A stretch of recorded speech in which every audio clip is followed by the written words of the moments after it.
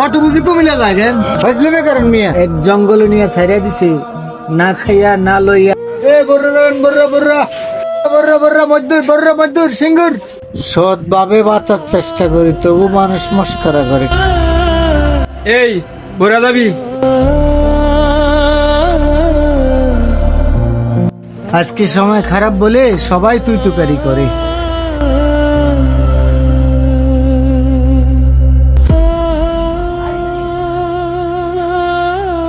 এই ভাই আপনি কি বড়রা যাবেন? যাবো ভাই, আপনি কি যাবেন? আমি তো বড়রা যাবো। আপনাকে তো ভাই চেনা চেনা মনে হচ্ছে। আপনার আড্ডা বাজারে একটা বড় দোকান ছিল না? জি ভাই ছিল। তো আপনি এখন অটো নিয়ে পড়ে আছেন কেন বুঝলাম না, ঘটনা কি? সবে দালালের চক্কর। তোর এমন কি হয়েছে অটো চালাস? ভাই একটা সময় আমার সবকিছুই ছিল, দালালের চক্করে পইরা আমার সব শেষ হয়ে গেছে।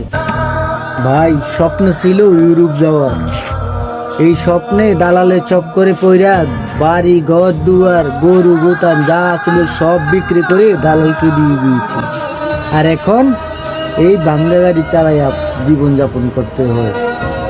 তুই দালালদের এত টাকা দিলি, দালাল তোরে বিদেশ নিল না? কোন বিশ্বাসে দিলে টাকা? দূরের কথা ভাই, এক জঙ্গল নিয়ে ছাড়িয়া দিছে না খাইয়া না লইয়া বনে বনে 1.5 মাস ঘুরা কোনোরমে জীবনটা লই আবার বাংলাদেশে ফিরছি ভাই।